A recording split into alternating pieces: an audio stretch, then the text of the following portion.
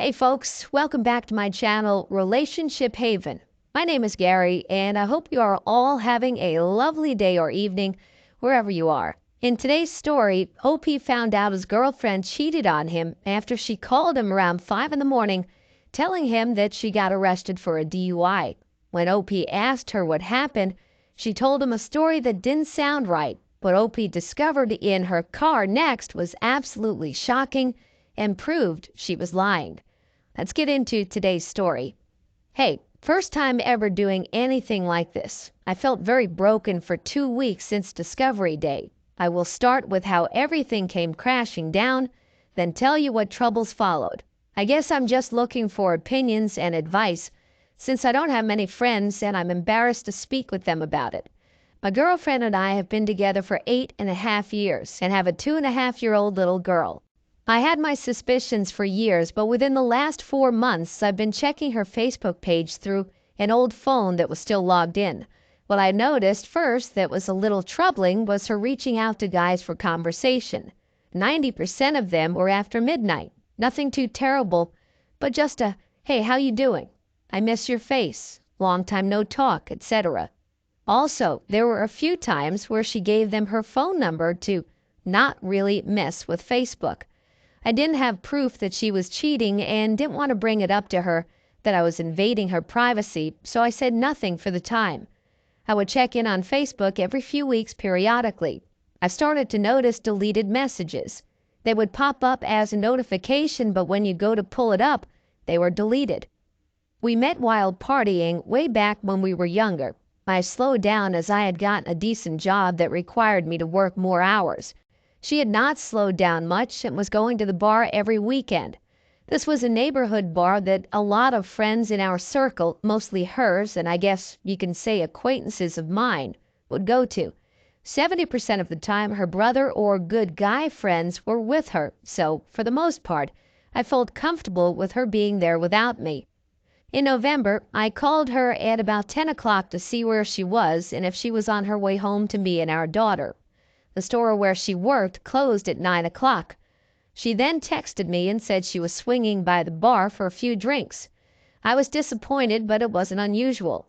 My daughter finally fell asleep at around 11 o'clock, and I had worked since 3 in the morning that day, so I fell asleep with her. I woke up at 4:30 and she still wasn't home. She normally stays up until 5 a.m. This has happened before, but I'm still concerned, so I called her. She answers the phone drunk and says it's not good. She said she's talking to the cops and she has to get off the phone. I asked her where she's at so I could maybe help with the situation and at least keep the car from getting towed. She was with a guy bar friend of both of us and her brothers and said she was taking him home, so she said somewhere around his house.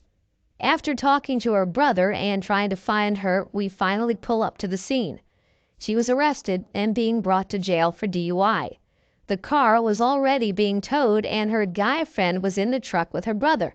The car was off in some random neighborhood nowhere near the guy's house and was reported as a suspicious vehicle that was left running.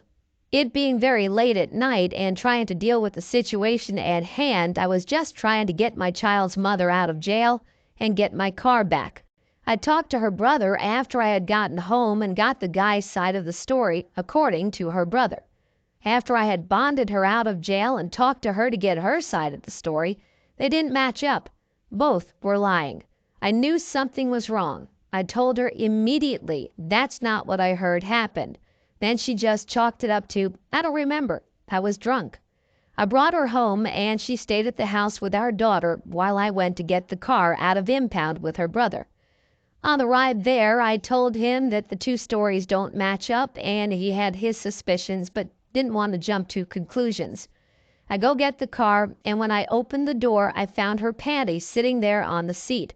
My heart sank to the floor. I showed her brother and he still had suspicions and said he was going to figure it out from the other guy. After I brought the car home, I went into the laundry basket to see if she came home with any panties and she didn't. I brought her outside and asked her about it. She had just recently stayed the night at her dad's and said that the cops went through her bag of clothes. I didn't believe her, but had no proof. She acted disgusted that I even asked and said that she never cheated on me, right to my face, looking me in the eyes. I apologized and said it didn't look good, so that's why I asked. A few months later, it's January and a day before my birthday. I had my best friend and his brother come by for a few drinks. I had a little too much and passed out. But I noticed my best friend's brother eyeing up my girlfriend. I wake up feeling a little suspicious, but I took my girlfriend to work because she can't drive right now.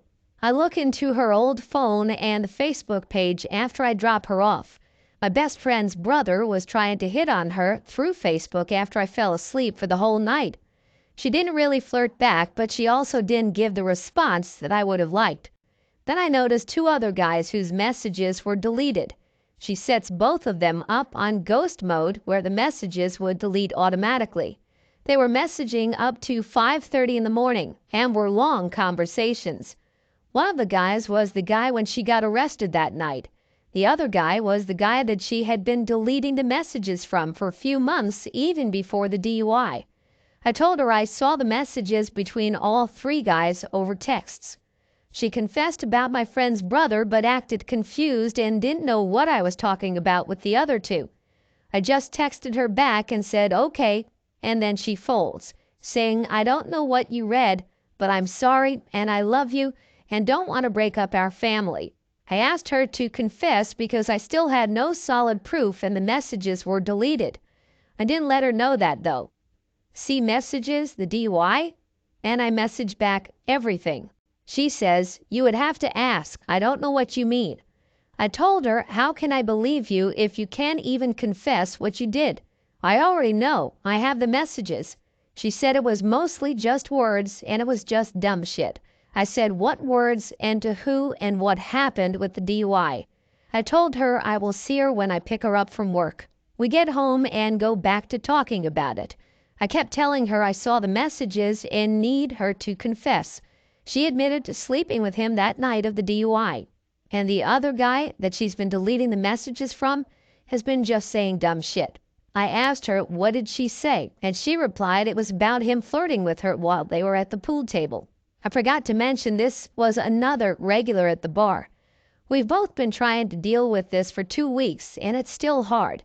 She keeps saying she wants to move forward and not look in the past, but it's hard to get out of my mind. All of the lies and the betrayal. I did everything I could have for our relationship.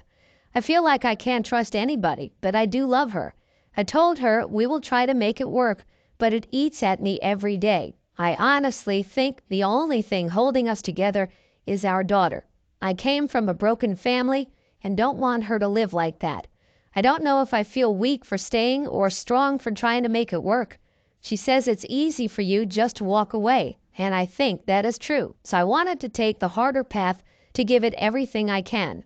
This is not the first time she's lied to me. She has lied about phone numbers being guys' numbers, saying it was her cousin's.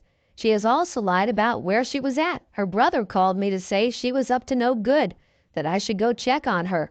I'd pull up to the bar at the same time as her with another guy in her car. She drove away and said it was nothing, but her actions didn't tell me that.